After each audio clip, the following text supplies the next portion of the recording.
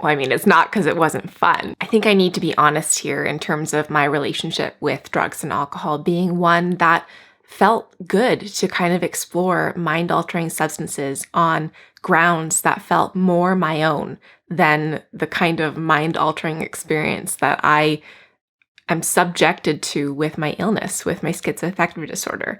And so there was this kind of inherent pull toward experimenting with this mind-altering substance that felt good in the moment and that sometimes even helped to manage symptoms. And I don't think that you need to have an illness like schizoaffective disorder to be able to, enjoy that mind-altering element or to enjoy the feeling that drugs or alcohol give you in terms of feeling a little bit less inhibited, and it's fun. It's fun to experiment with. And I think that that's something that is a very common experience with drugs and alcohol. But, I'm also seeing a lot more videos just like this one where people are kind of starting to question their relationship with alcohol in particular, but drugs and alcohol, and kind of starting to wonder if it really is the best thing for them or for us or for me. Things are coming out from the World Health Organization that alcohol is a carcinogen and that, again, no amount of it is safe to consume. And so I think that stuff like this is coming into the public consciousness and people are starting to, wonder if the habits that we've all kind of fallen into as society around casual drinking and even casual drug use around marijuana or other recreational drugs, kind of starting to wonder if we need to rethink our relationship with these substances. It's probably important to clarify too that when I'm talking about drugs and alcohol, I'm talking about alcohol and recreational drug use. I'm not talking about drugs that are prescribed to you from a doctor or a psychiatrist or a physician.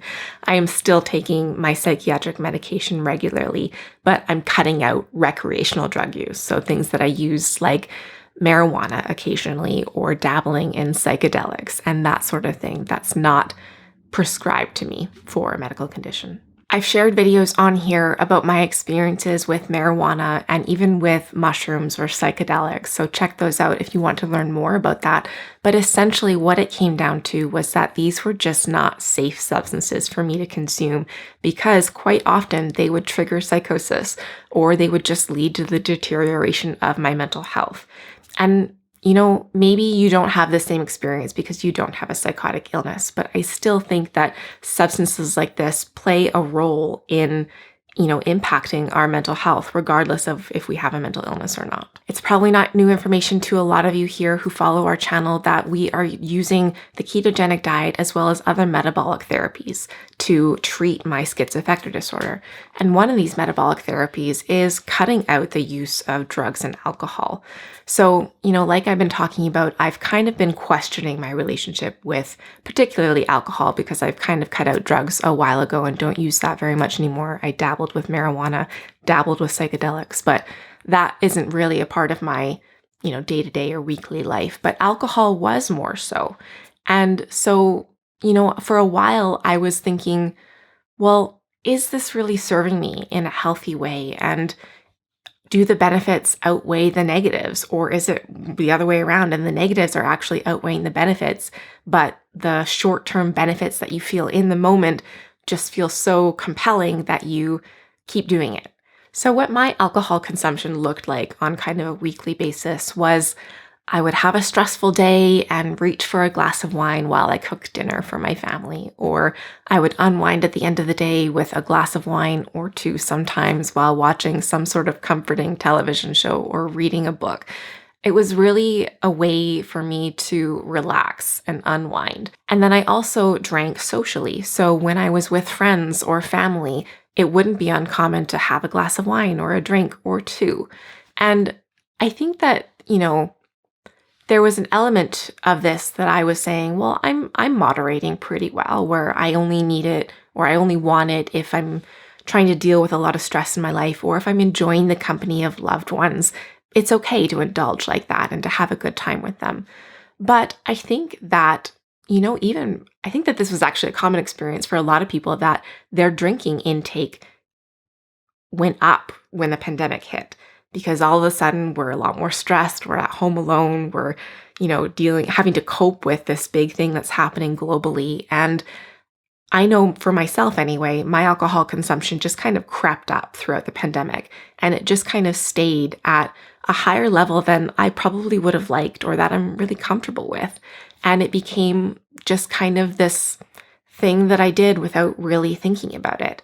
And I mentioned that I used alcohol kind of as a means of coping with stressors, but it was also kind of a means of coping with symptoms a lot of the time. My symptoms didn't feel as distressing or difficult to manage when I had a glass of wine. Things just felt a little bit more relaxed, and I felt like I could deal with symptoms even a little bit better. But there was this also kind of balancing act at play where I would get these short-term benefits of relaxing, feeling good, feeling more at ease, having a better time or an easier time with symptom management. But ultimately, the next day, I wouldn't feel as good mentally. And I would pay the price the next day or even the next few days after having even one glass of alcohol or drugs when I was using marijuana occasionally or psychedelics. And I think that is something that really needs to be talked about more, because I think that I'm not alone in the experience of getting sucked into the immediate benefits without really considering the long-term effects that I'm doing to my body and my mind. And the reality is that drugs and alcohol are an addictive substance, that it's really hard to have this kind of rational thought around where you're really thinking about what it's doing to your body and your mind. But digging into this, metabolic therapies project that we're doing right now, I really started to learn more about how alcohol and drugs impact our bodies at a cellular level. They are really detrimental to your mitochondria, which is what we're really working on improving right now through metabolic therapies, with the general goal of improving overall physical and mental health. So this was kind of a turning point for me where I decided to fully commit myself to all of these types of metabolic therapies, including cutting out drugs and alcohol completely. So it's been about a little over a month now that has been the case.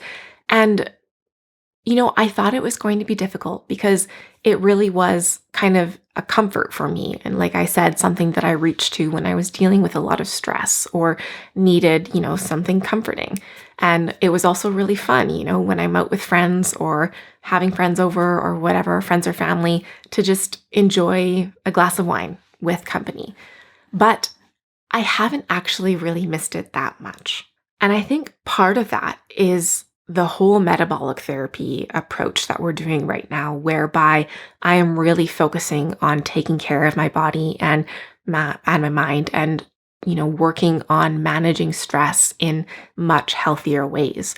So I'm really focusing on improving my nutrition, really focusing on getting proper exercise and different kinds of exercise, working on regulating sleep. And I think that this has kind of allowed me to better manage stress that I maybe used to reach for a glass of wine over at the end of the day instead. I also thought that the social element might be a little bit difficult, where it would feel weird or awkward or whatever if I'm not drinking when I'm around other people who are drinking, or when I'm in a social situation where there typically would be alcohol involved. But it really hasn't been the case. And there are many alternatives that you can have in terms of consuming a beverage with friends or family. On keto, we're a little bit more restricted because we can't have anything with carbs. But that's another topic for another day. It's kind of weird how many rituals there are in our society or culture that revolve around consuming substances like alcohol.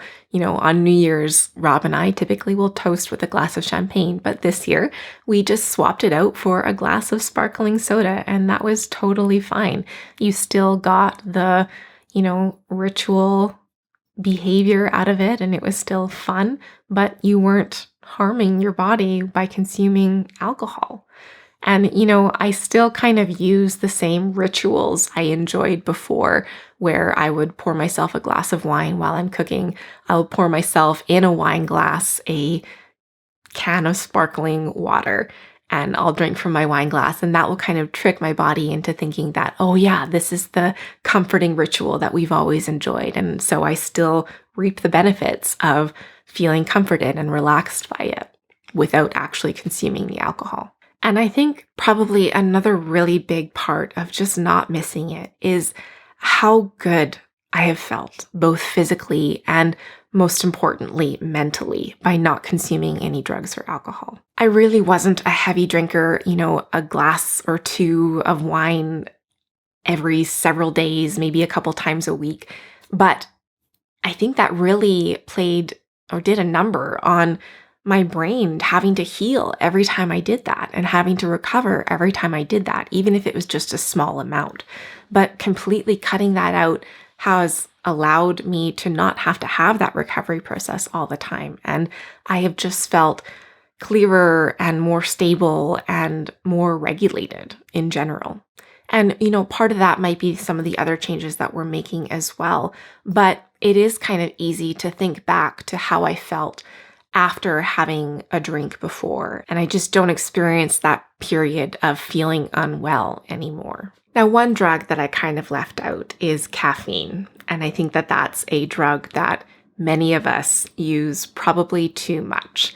And it's probably another one of those just kind of socially accepted drugs that we don't really think about enough about how it impacts our body and our brains. This is something that I haven't given up yet. I still drink probably about 1 cup a day of caffeine, of coffee. And, I think it probably does impact me more than I realize, and particularly around things like sleep, which is something that I'm really drawing my attention more to with these metabolic therapy changes. And so perhaps it is something that I will look more seriously into giving up completely in the near future in the interest of improving my sleep and improving, my stability throughout the day as well. But yeah, something else to be aware of when considering drug and alcohol use. So I guess the biggest thing that I've learned through this process is really just to try to bring more consciousness to the choices I'm making in my life and the things that I'm choosing to put into my body. I think that it's kind of this weird thing where alcohol in particular is this really socially accepted drug that we just use without thinking too much about it. And so what I'm trying to do and what I would encourage other people to do is to be more mindful about what you're choosing to put into your body and how it makes you feel, and really trying to think critically for yourself about your relationship with it and how it impacts you personally. So I hope this video was somewhat helpful. Thanks so much for watching. As always, wishing you and your loved ones good health, and we'll see you in the next video. Bye.